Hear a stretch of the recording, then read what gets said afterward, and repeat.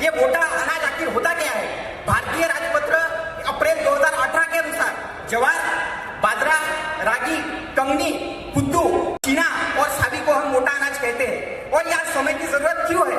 क्योंकि आज हम देखते हैं कि दुनिया में कहीं पर रूस और यूक्रेन का युद्ध शुरू है, तो कहीं पर कोविड-19 अपने फिर से पैर जमाने की कोशिश कर रहा है। ऐसे समय में ये मोटा अनाज ही है जो हमें खाद्य सुरक्षा प्रदान कर सकता है, और ये मोटे अनाज की फसल है जो किसी भी मौसम के मार को सह सकती है।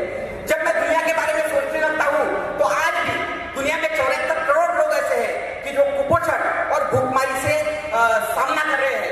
ऐसी परिस्थिति में दुनिया के 130 देश जो कि मोटे अनाज का उत्पादन करते हैं, वो अगर ठान ले तो भूखमरी और कुपोषण को खत्म कर सकते हैं। मैं जब दुनिया की सेहत के बारे में सोचने लगता हूँ तो आज भी विश्व स्वास्थ्य संगठन कहता है कि दुनिया में आज भी 30 करोड़ लोग ऐसे हैं जो मोटापे के कारण परेशान है।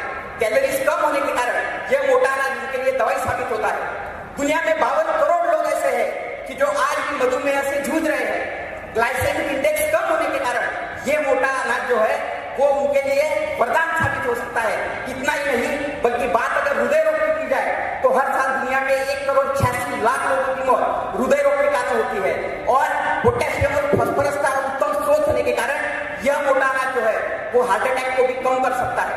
बात अगर भारतीय अर्थव्यवस्था की जाए तो आज भारत में मोटे अनाज का जो मूल्य है वो 9 अरब डॉलर है।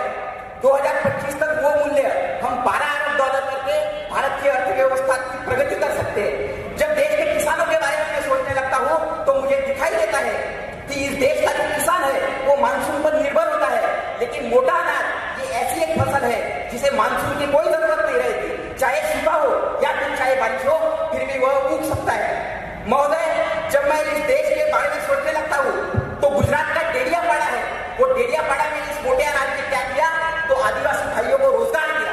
तेलंगाना का आसिफाबाद है, वो आसिफाबाद में यह मोटा अनाज जो है वो गर्भवती माताएं और शिशुओं का पेट भरने का काम कर रहा है और आसिफाबाद को प्रगति की ओर ले जाने का काम कर रहा है। महोदय, मैं आपको बताना चाहता हूँ कि मोटे अनाज के इसी महत्व के कारण आज अमेरिका जो देश है वो अमेरिका अपने देश के खिलाड़ियों को कह रहा है कि तुम्हें मोटे अनाज का सेवन करना चाहिए।